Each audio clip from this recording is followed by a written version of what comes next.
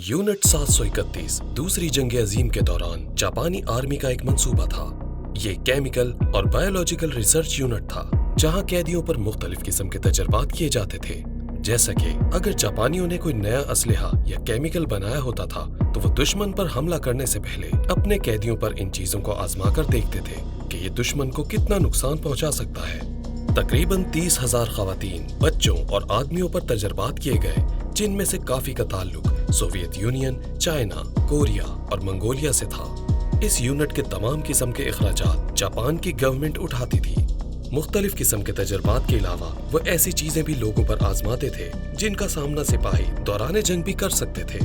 जैसा कि सिपाहियों को अक्सर सख्त सर्दी में लड़ना पड़ता था, तो इसीलिए सबसे पहले वो कैदियों को सख्त सर्दी में भेजते थे और उनको तब तक उसी हालत में रखते थे जब तक उनकी पसलियां जम नहीं जाती थीं।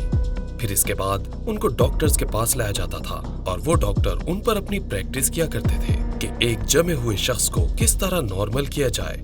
और इसके अलावा कुछ लोगों पर सख्त सर्दी में ठंडा पानी तक फेंका जाता था और फिर सिपाही उसके हाथ पर लकड़ी मारता था, और अगर ऐसी आवाज आती कि जैसे लगे कि लकड़ी से लकड़ी टकराई है, तो वो समझ जाता था कि अब ये कैदी जम चुका है।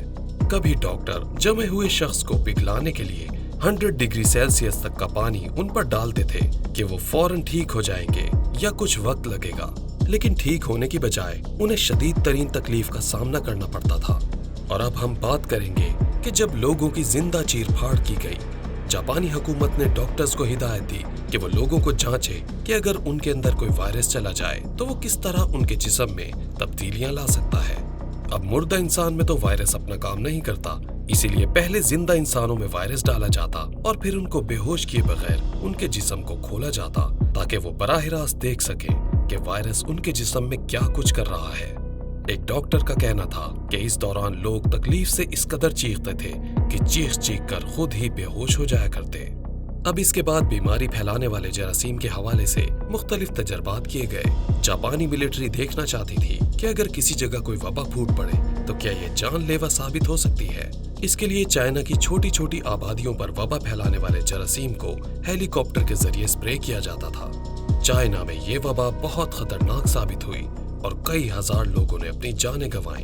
अब वक्त आ गया था कि अमेरिका पर उसका इस्तेमाल किया जाता। जराये के मुताबिक ये कहा जाता है कि उस वक्त 200 बड़े बड़े बैलून्स के जरिए अमेरिका में जापान ने वबा फैलाने वाले जरासीम का छिड़काव किया, मगर ये प्लान अमेरिका में कामयाब न हुआ क्योंकि इससे सिर्फ 7 ही लोग मर पाए। यहाँ भी तजर्बात अभी खत्म नहीं हुए।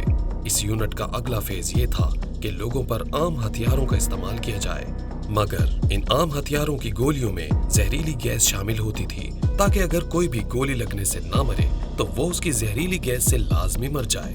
अब इन लोगों को एक खुली जगह पर रस्सी से बांध दिया जाता था और उन पर गोलियों की बारिश कर दी जाती, और इसके अलावा इनके जिस्म पर छोटे छोटे बम भी फेंके जाते थे।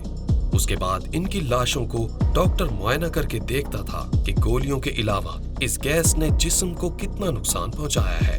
अब हम सबसे खतरनाक तजर्बे की बात करेंगे, जो प्रेशर चैम्बर और स्पिनिंग था।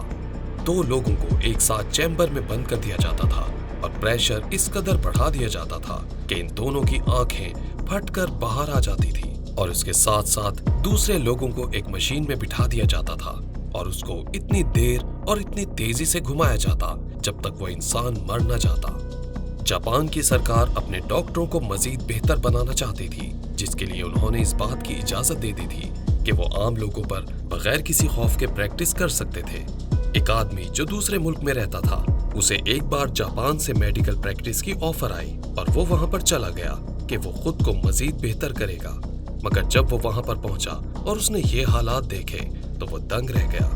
वहां के डॉक्टर्स अपनी प्रैक्टिस पूरी करने के बाद उस बंदे को वहीं पर मार दिया करते थे जिस पर वो तजर्बे करते थे। अब इस सारी गुफ्तगू को आज तक किसी ने गलत नहीं ठहराया, और एक आदमी जिसने अपनी जिंदगी में जंग अजीम देखी थी, उसका कहना था कि खुदारा इसके बारे में गुफ्तगू न की जाए। कोई इंसान किसी दूसरे इंसान के साथ ऐसा कैसे कर सकता है। उसके इन अल्फाज ने साबित कर दिया कि ये सारी बातें सच थीं। अगर आपको वीडियो पसंद आई है तो लाइक कीजिए, वीडियो को शेयर कीजिए और चैनल को सब्सक्राइब कीजिए। मेरा नाम है कामरान अहमद और आप देख रहे हैं कन्नास टीवी।